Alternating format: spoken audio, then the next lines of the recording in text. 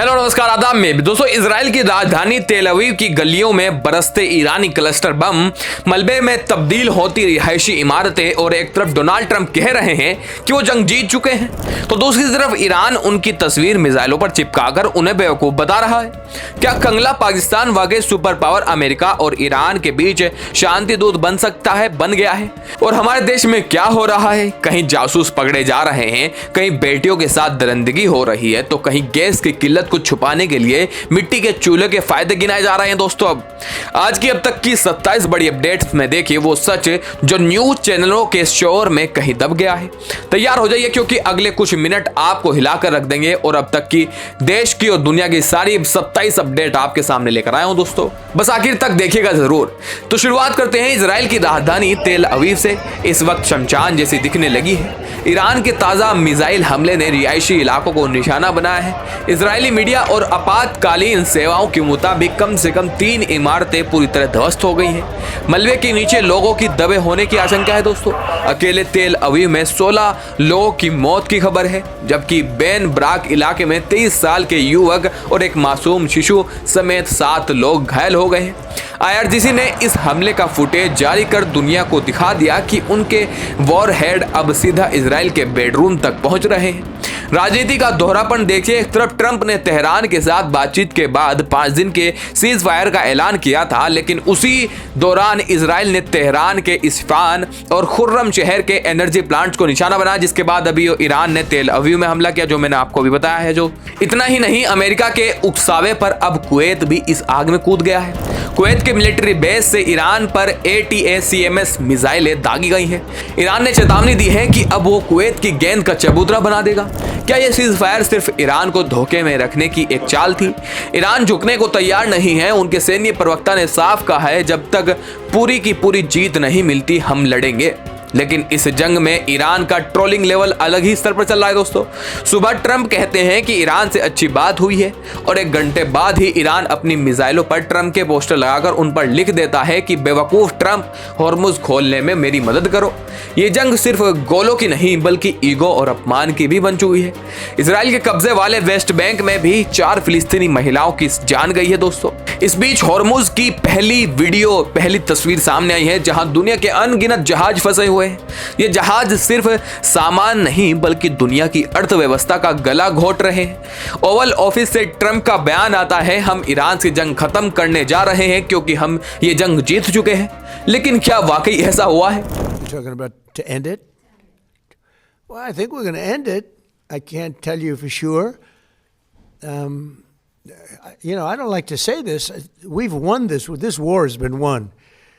New York time का खुलासा कहता है कि सऊदी अरब के प्रिंस मोहम्मद बिन सलमान ट्रंप पर दबाव डाल रहे हैं कि ईरान के खिलाफ युद्ध जारी रखें। एक तरफ शांति की बातें और दूसरी तरफ पर्दे के पीछे से हथियारों को धार दी जा रही है। दोस्तों, दुनिया जब ईरान और इजराइल के मलबे गिन रही है, तब उत्तर कोरिया के तानाशाह किम जोंग उन ने अपनी संसद में एक ऐसी बात कही है जो कड़वी तो है पर गौर करने वाली है। दोस्तों, किम जोंग ने कहा, मिडिल ईस्ट की ये जंग साबित करती है कि आज की दुनिया में सिर्फ मजबूत सैन्य ताकत और परमाणु हथियार ही किसी देश को सुरक्षित रख सकते हैं।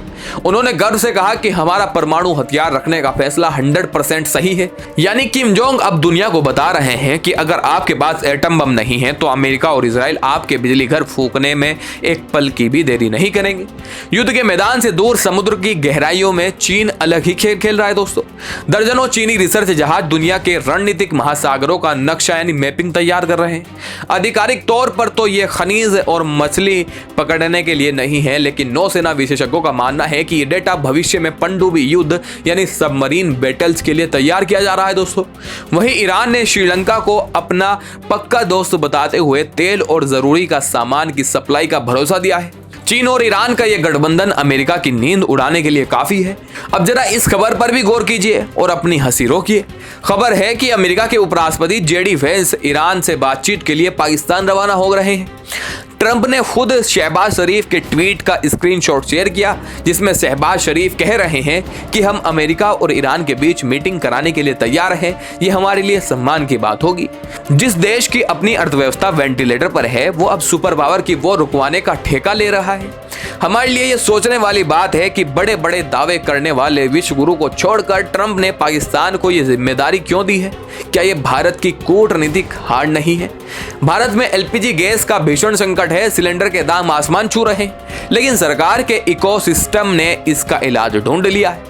देवकी नंदन ठाकुर जैसे लोग अब जनता को समझा रहे हैं कि एलपीजी का खाना अनहेल्दी है भाई, हम तो सतयुग की तरफ वापस जा रहे हैं और मिट्टी के चूल्हे का खाना सेहत के लिए बेस्ट है। तो ऐसा लग रहा है ये 2-3 साल ऐसे ही चलता रहा तो लौट के हम लोग वही सतयुग में आ जाएंगे कि बेटा चूल्हे पे रोटी बनानी। माताएं मान लो इस बात को, चूल्हे की रोटी से जीवन ज्यादा अच्छा था, लेकिन गैस की रोटी से कितनी बीमारियां हो रही हैं। डॉक्टरों के पास जाके इसका चेकअप करा लीजिए। आज आपके घर के पुरुषों में दम नहीं रहा। चूल्हे की रोटी होती है, उसमें कोई भी दुर्गुण नहीं होता। वाह भाई, जब सिलेंडर महंगा हो जाए तो उसे बीमारी बता दो और मजबूरी को मर्यादा का नाम दे दो। इस बीच ईरानी रियाल का हाल देखिए। ईरान के 1 करोड़ रियाल की कीमत भारत के सिर्फ 713 रुपये रह गई है। महंगाई और युद्ध के ने ईरान की कमर तोड़ दी है। मथुरा में फरसा बाबा की मौत के बाद नफरत फैलाने वालों पर पुलिस ने तगड़ा एक्शन लिया है। प्रकाश लंगड़ा जो दक्ष चौधरी के साथ मिलकर अफवाहें फैला रहा था, उसे पुलिस ने बड़े ही स्मार्ट तरीके से पकड़ा। पुलिस ने उसे फोन किया कि भाई जरा जमानत के लिए थाने आ जाओ, और वो जनाब रील्स बनाने के चक्कर में थाने पहुंच गया। पुलिस ने वहीं धर लिया और जेल की हवा खिला दी। बुलंदशहर में भी गैस एजेंसी के सामने हिंदू रक्षा दल के नीतू यादव को पुलिस ने गिरफ्तार कर लिया है। गालियां और नफरत अब सलाखों के पीछे पहुंच रही है दोस्तों।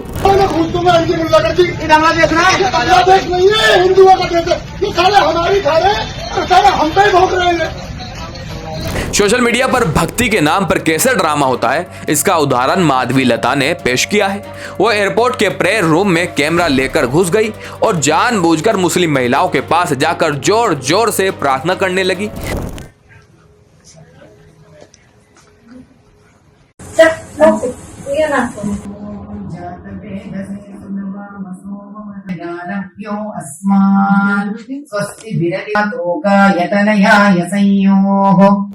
ताकि कोई उन्हें टोके और वहां नया विवाद शुरू हो। यह भक्ति नहीं बल्कि सुर्खियां बटोरने का एक सस्ता तरीका है। इसी तरह बॉलीवुड फिल्म धुरंधर 2 को विकिपीडिया ने प्रोपेगेंडा फिल्म घोषित कर दिया है और विवाद के चलते उस पेज को लॉक करना पड़ा है दोस्तों। तुर्की के राष्ट्रपति अर्दोगान ने पूरी दुनिया को आईना दिखाया है कि उन्होंने कहा कि ये युद्ध सिर्फ इजराइल का है, लेकिन इसकी कीमत पूरी दुनिया के 8 अरब लोग चुका रहे। नेतन्याहू सिर्फ अपना राजनीतिक अस्तित्व बचाने के लिए मासूमों का खून बहा रहे हैं। ईरान के इलाम शहर में हजारों लोग अपनी सरकार के समर्थन में सड़कों पर उतरे हैं, जो ये बताता है कि अमेरिका के हमलों ने ईरान की जनता को और भी एकजुट कर दिया। एक तरफ बेटी बचाओ के नारे लगते हैं तो दूसरी तरफ हकीकत रूह कपा देती है। गोवा के कुरुचोरम में एक बेहद शर्मनाक मामला सामने आया दोस्तों। बीजेपी पार्षद सुशांत नायक के 20 वर्षीय बेटे सोहम सुशांत नायक को गिरफ्तार किया गया है। आरोप है कि उसने कई नाबालिग लड़कियों के साथ जबरन संबंध बनाए, उनका वीडियो बनाया और फिर उन्हें ब्लैकमेल करता रहा। जब स्थानीय लोगों ने थाने का घेराव किया, जब जाकर पुलिस ने उसे आईटी एक्ट की धारा 67A के तहत धरा। हैरानी की बात यह है कि नेशनल मीडिया ने इस खबर पर मौन व्रत रख लिया है दोस्तों। क्या आरोपी का राजनीतिक रसूख और उसका धर्म मीडिया की जुबान पर ताला लगा देता है? वाराणसी यानी काशी से एक छात्रा आनिया ने इंस्टाग्राम पर अपना दर्द साझा किया है। बीएचयू की यह छात्रा जब कॉलेज जा रही थी तो ऑटो में एक लड़के ने उसे गलत तरीके से छूने की कोशिश की। जैसे ही आनिया ने कैमरा निकाला, वो लड़का ऑटो से कूदकर भाग गया। आनिया का सवाल जायज है, क्या लड़कियों की सुरक्षा सिर्फ एक मिथ है? ऋषिकेश में भी एक सफेद पोष गौ रक्षक गंगा किनारे शराब पीते पकड़ा गया, जिसे पुलिस ने सिर्फ चेतावनी देकर छोड़ दिया। जब रक्षक ही कानून की धज्जियां उड़ाए तो बेटियां सुरक्षित कैसे महसूस करेंगी? यूपी के हापुड़ में कुछ लोगों ने सड़क पर इजराइल का झंडा बना दिया ताकि लोग उसे पैरों से कुचले। पुलिस ने आनन फानन में स्प्रे कलर से उसे मिटा दिया और अब झंडा बनाने वाले की तलाश हो रही है। लेकिन सवाल यह है कि जब उसी देश में दूसरे धर्मों के खिलाफ जहर उगला जाता है, तब क्या प्रशासन इतनी ही तेजी दिखाता है? नफरत चाहे किसी झंडे के खिलाफ हो या किसी इंसान के, वो समाज को सिर्फ खोखला करती है। इजराइल के विदेश मंत्रालय के प्रवक्ता अब पेरिस, बर्लिन और वियना को डरा रहे हैं कि ईरान की मिसाइलें तुम्हारे यहां भी गिर सकती है। Look at this. This is the face of evil. This is the Iranian regime ballistic terror. This can now happen in Rome, in Vienna, in Berlin, in Paris. ये साफ तौर पर दूसरे देश को इस आग में घसीटने की चाल है। ट्रंप ने 5 दिन के सीज फायर की बात तो की, लेकिन हकीकत यह है कि कुवैत के मिलिट्री बेस से ईरान पर मिसाइलें दागी गई। इजराइल ने नेतन्याहू की कुर्सी बचाने के लिए इस युद्ध को अपनी ढाल बना लिया है। अर्दोगान सही कह रहे थे, कीमत 8 अरब लोग चुका रहे, लेकिन फायदा सिर्फ एक तानाशाह को हो रहा है। मंजर साफ है दोस्तों, इजराइल में इमारतें गिर रही हैं तो यहाँ रसूखदारों के बेटे नाबालिगों की जिंदगी तबाह कर रहे हैं। उधर ईरान की मिसाइलें रास्ता बदल रही हैं और यहाँ हमारा मीडिया नाम और मजहब देखकर खबरें बदल रहा है। सिलेंडर महंगा हुआ तो सतयुग का झांसा दे दिया गया और जब साहब से जवाब मांगा गया तो वीडियो म्यूट कर दी गई है। हम विश्वगुरु बनने चले थे, लेकिन आज एक ऑटो में बैठी छात्रा को सुरक्षा नहीं दे पा रहे। पाकिस्तान जैसा कंगला देश अब सुपर पावर की पंचायत करा रहा है और हम सिर्फ मन की बात में उलझे हुए हैं। ईरान और इजराइल की इस जंग ने यह तो साबित कर दिया है कि दुनिया अब सिद्धांतों से नहीं बारूद से चलती है। लेकिन याद रखिए, जब बिजली घर जलते हैं तो अंधेरा सिर्फ एक देश में नहीं पूरी दुनिया की अर्थव्यवस्था में होता है। इजराइल ने 59 साल बाद अल अक्सा को खाली कर दिया, लेकिन क्या वो अपने इतिहास के दागों को धो पाएगा? और क्या हम अपने देश में उन दरिंदों को सजा दिला पाएंगे जो सत्ता की आड़ में छिपे हैं? अब तक की ये 27 अपडेट सिर्फ खबर नहीं, ये एक चेतावनी है दोस्तों।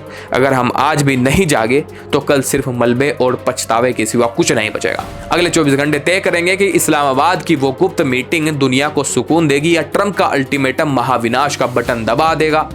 क्या आपको लगता है कि इजराइल जानबूझकर पेरिस और बर्लिन जैसे देशों को डरा कर जंग को बढ़ाना चाहता है? और क्या भारत को अब अपनी कूटनीति पर फिर से विचार करना की जरूरत है? अपनी राय कमेंट्स में बेबाकी से जरूर लिखें। जल्दी लौटूंगा बड़ी बड़ी अपडेट्स के साथ, छोटे छोटे वीडियो के साथ, ताकि आप बोर भी ना हो। जय हिंद।